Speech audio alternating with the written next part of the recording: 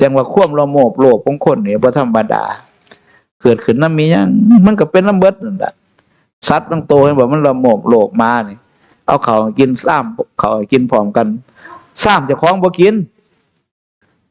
แลนไปคู่กินซ้ำผู้อื่นพุ่นก็มีว่าแต่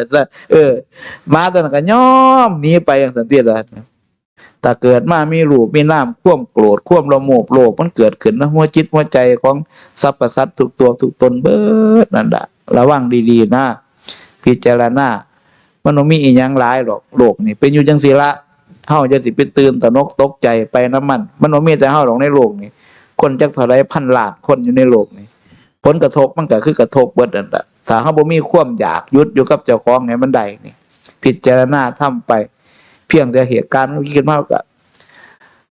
การใส่ใจเงินทองเฮาก็บ่ฟุ่มเฟือยหยุดลงจักหน่อยระวังลงจักหน่อยสิ่งที่สำคัญต้องระมัดระวังเรื่องการใส่ใจคือหยังความเจ็บป่วยอุบัติเหตุโรคภัยไข้เจ็บเฮาบ่สามารถสิการันได้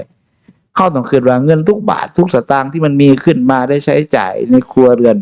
เป็นเพราะเราคนเดียวแท้ๆและเราการันไม่ได้ว่าเราจะป่วยวันไหนจะเกิดอุบัติเหตุตอนไหนจะหนักจะเบายังไง